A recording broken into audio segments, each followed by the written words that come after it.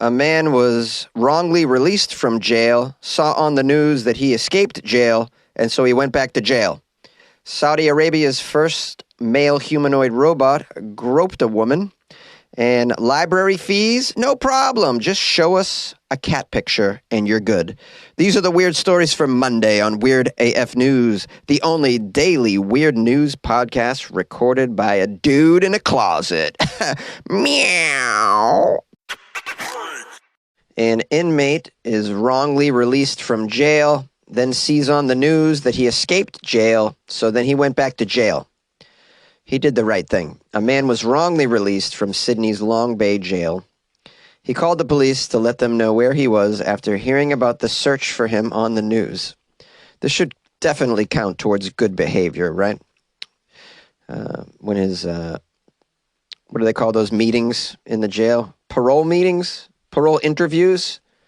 You could say, hey, man, you guys let me out, but I came right back. I mean, I did my job, right? I mean, I was very good. I could have just kept going. I didn't have to return, but here I am, did the right thing. What's the name of this honest man? Corey Hastings. Well, I don't know how honest he is. We don't know what he's in for. He's 30 years old.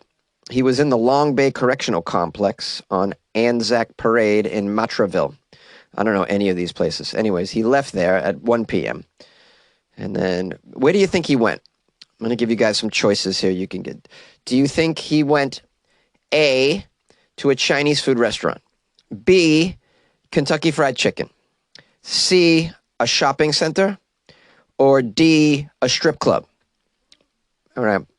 Call me with your answers, 646-450-2012. I'm just going to tell you the answer. He was in a shopping center, so he was trying to get out of those uncomfortable jail clothes, I'd imagine, right?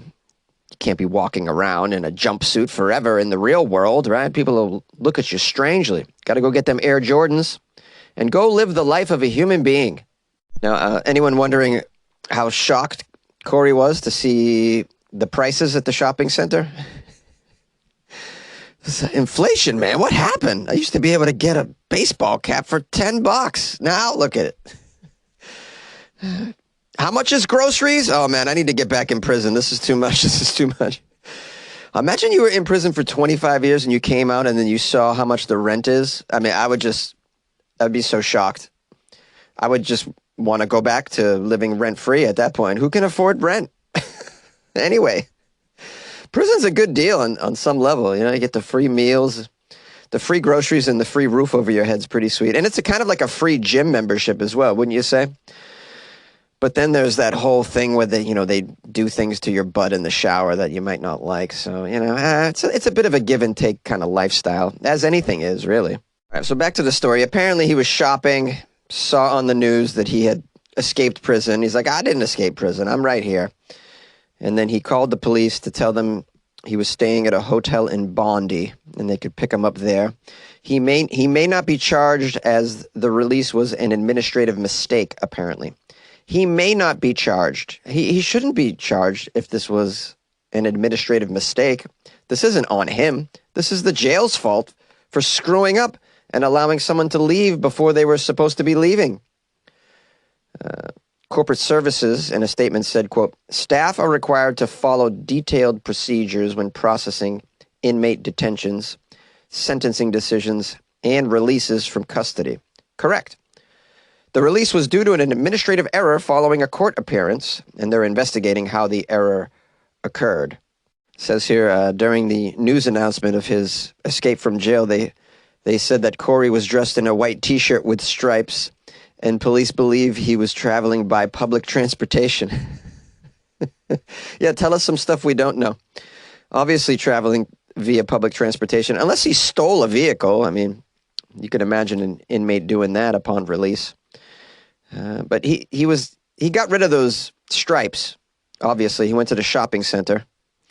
Although who knows if he could afford those prices. I mean, I'd be shocked if I was in jail for 20 years and I got out and I was like, hamburgers don't automatically come with fries anymore? What happened with that? When I was a kid, hamburgers automatically come with fries. Now, everywhere you go, every hamburger place, fries sold separately. Pfft, I don't want to live in a world like that. I want to go back to jail at that point. Saudi Arabia's first male humanoid robot gropes a lady. Well, they've obviously trained their robots to match Saudi Arabia's social standards, treating women as property. Duh. Of course it's going to grope a lady. What do you think? There's probably a debate ongoing on how the government is going to handle it and how many cane strikes the female will receive, I'd imagine. Can you imagine being a lady in Saudi Arabia? Oh, just kill me, man. Just kill me. I will drink the hemlock.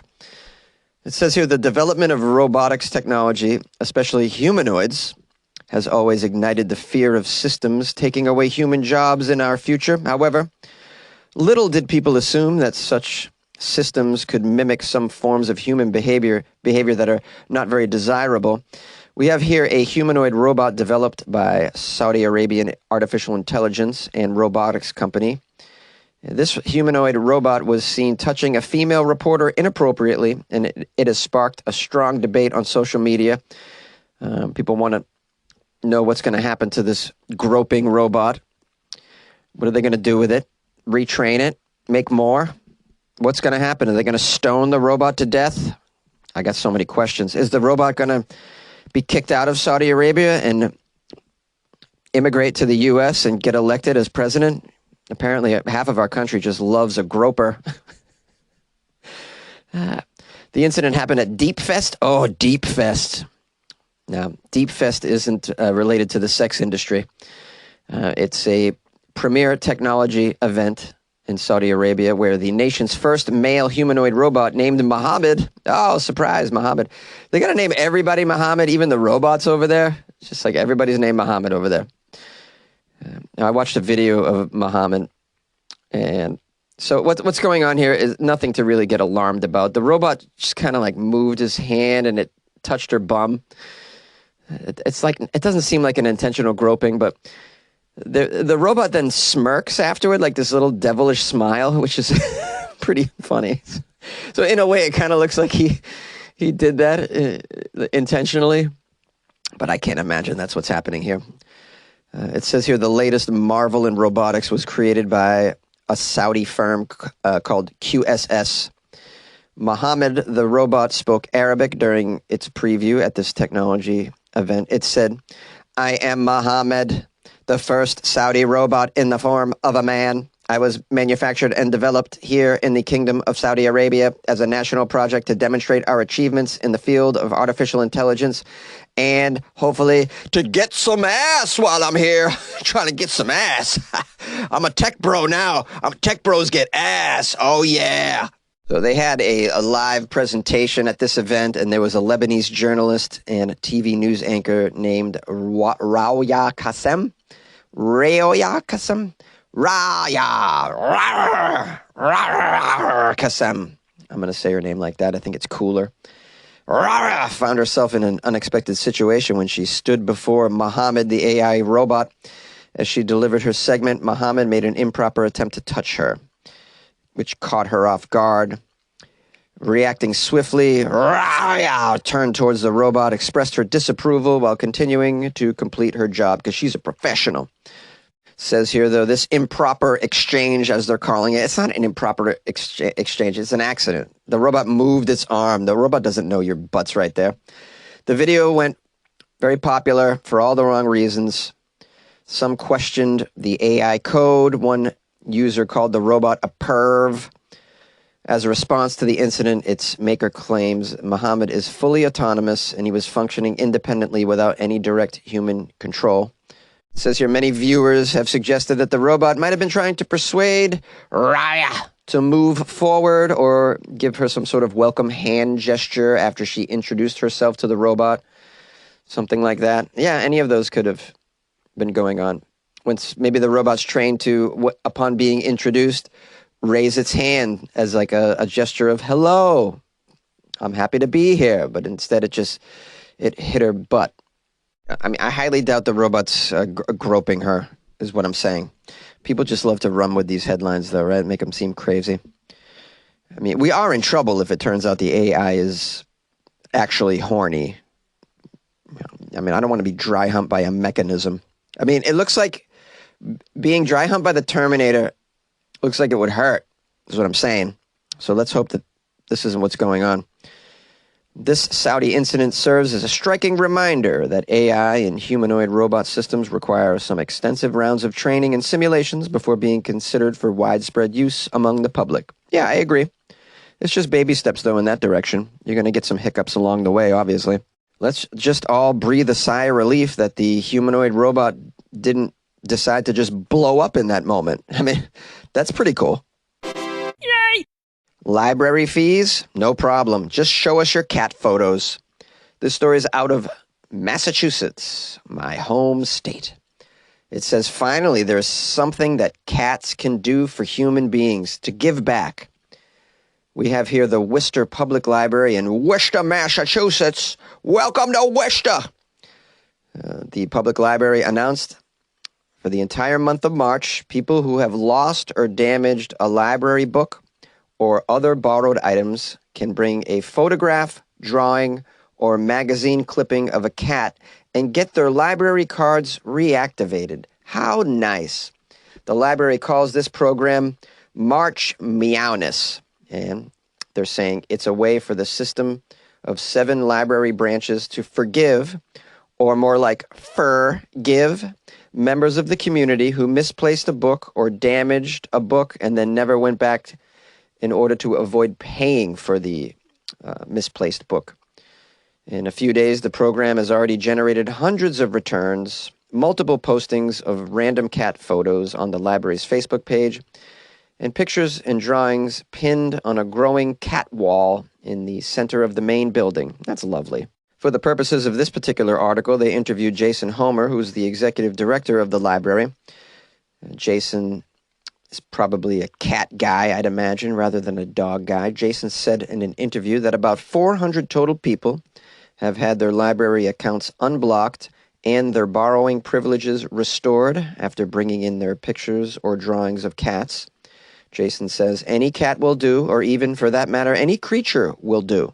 All right, so you don't even have to use a photo of your own cat. I thought you did. I wonder if they accept photos of dead cats. Can anybody answer this? Has anyone tried that? Jonesy, why you gotta go there? I don't know, man. I have to go to places like that. I'd like to have my library card turned back on. Here's a photo of a dead cat in the alley behind your building I saw the other day. I'm joking. There's nothing funny about dead cats, guys. We love animals on Weird AF News. That's right. This is why I'm doing an animal story. I know you guys love animals. I do dog stories. Oh, I get extra downloads with a dog story. All right, so we have here. It says if you don't have a cat, no problem. One catless 7-year-old boy who apparently never returned the book Captain Underpants had his library card reactivated after the staff gave him paper and crayons to sketch a cat. So apparently they accept sketches, drawings, and they accept any animal. I would imagine you could draw a fantastical animal like a ligar, and they probably would accept that too. Do you guys get that reference? Okay, moving on. Like many public libraries in the U.S., the libraries in Worcester, a city of about 200,000 people and their cats southwest of Boston, are trying to encourage people to re-emerge from the sparse, solitary days of the pandemic.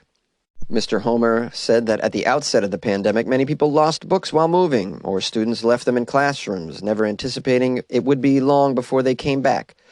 The library serves an urban population that Mr. Homer described generally as families holding down multiple jobs. He says fee collection for books would be counterproductive. We know that life gets in the way. They even provide some stats here from the Worcester Library. Over 100,000 library cards had been issued at the library's 7 branches. Of those, over 4,000 had been blocked, including 300 belonging to students, most of them in elementary schools. To which Mr. Homer explained, "You know what? It's okay. We forgive you. Just show us a picture of a cat. Cat pics make me happy. Cat pics make everybody happy. We love cats around here. I'm a cat guy, as I've said many times on this podcast. And we've gotten a lot of photographs of cats. Cats stretching out in a cat tree. Cats ignoring a dog, even fighting a dog. Cats peering into the camera from a chair or the carpet. You know, we love cats doing whatever cats do. You could send us a picture of your cat throwing up. I love it. I still love it. You come back and get your library card reinstated. Go take out a book about cats. Take out some cat books. We got cat books here, guys. We got books about other animals as well. You show us pictures of animals. We provide pictures of animals ourselves. You know, it's a two-way street with the animal pictures here at the Worcester Library is what I'm saying. Welcome to Worcester. Yay! I'm saying my. Recording weird news tonight, and it's so divine. What's up, my friends? Thanks for spending some time with your buddy Jonesy in the closet here, recording some weird AF news segments, some weird news from around the world. You know how we do it.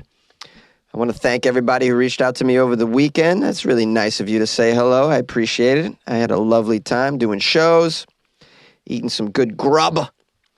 I got a nice review on Amazon. I want to read it. It's from Chris, and it's 5 stars. Chris gave me 5 stars because he's friggin' generous. He's wicked generous. The title of the review is Covers the Stories I Want to Hear. Okay, not really that funny. One-liners are better than the improv skits, am I right? Weird Al-style parody songs relating to the story are kind of fun. But Jonesy puts in the work to give me the weird news I crave on a daily basis. Keep up the hard work. Subscribe now. You'll hear stories that don't always come up in your basic news feed. Thanks, Jonesy. 5 stars. Exclamation. 5 stars. Yeah, that's what's up. Chris giving me 5 stars. So give it up to Chris. Coming through with the 5-star review. I really appreciate that. You know, if you would have asked me, is this really a 5-star podcast? I'd say it's more like a 3.9 star podcast. So I'm grateful for the 5-star reviews. This is unbelievable, Chris. And Chris, when you give me a 5-star review, it offsets all the 1-star reviews that as you know, I get because I read those on here too. They're quite ridiculous. But anyway, so I'm just so grateful for you, man. Thanks for taking the time to write this review, and it's awesome. Thank you so much. So shout out to Chris.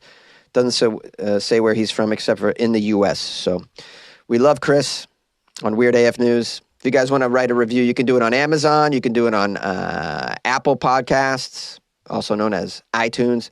If you're listening on Spotify, you can give it 5 stars on there too. You could just that doesn't take long at all. Really click that 5 star. You can't write anything. You can just give the 5 stars. That would be really helpful. Got a few of those, so very helpful. And I'm so grateful. I also got some coffees purchased for me off my website, weirdafnews.com. That's where you go if you want to buy Jonesy coffees. weirdafnews.com. These coffees were purchased by a celebrity. David Attenborough bought me coffees and wrote me a nice note. I'm going to read it in the voice of David Attenborough. Since you think I'm just a man with an English accent that loves nature, Jonesy, I'm Sir David Attenborough, almost 98 years old, knighted by the Queen, not once, but twice, knighted by the Queen. I also have 32 honorary doctorate degrees. I gave a 3-minute presentation at the Glastonbury Musical Festival. 100,000 people attended my presentation, so suck on that one, tosser. David Attenborough told me to suck on that one, tosser. Isn't that amazing? Yeah. Because I bring up David Attenborough on the podcast, if you don't know, and because I think it's hilarious to do an impression of him. It's not a very good impression, but it's just fun to do it.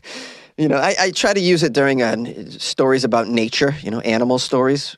There's been a lot of animal stories lately, the killer whales are taking down yachts and this sort of thing. I think dolphins are trying to make sweet love to humans in the ocean. Anyway, so whenever I come across a story like that, I like to do a David Attenborough impression. And I always just, I never give him his dues. I'm always like, who's that guy with the English accent that loves nature? I'm just going to do that guy. And I always say, the guy with the English accent that loves nature and hates humanity. Because if you watch that show that he narrates, what's it called? Our Planet, it's like, again, like loves the animals, but then he always pivots and then describes the situation, why the animals' habitat or life is endangered because of horrible human activities. And I agree with him. We're terrible. We're the reason why there's extinctions. One of the reasons. Anyways, this is hilarious. I really wish it was David Attenborough that bought me these coffees. I'm going to imagine it is. Whoever you are, though, you're hilarious, by the way. And I love that my listeners are so damn funny. They're like funnier than me. It's unbelievable. What a lucky guy I am. I get funny messages all the time. So anyways, if you guys want to buy me coffee, it's just like David Attenborough did. Sir David Attenborough. My bad. I'm gonna try and remember to say Sir David Attenborough every time I refer to him on the podcast and get his name right. Sometimes I say Attleborough. Yeah. Sometimes I say Attenbooty. No, I never said that, but you can imagine I would.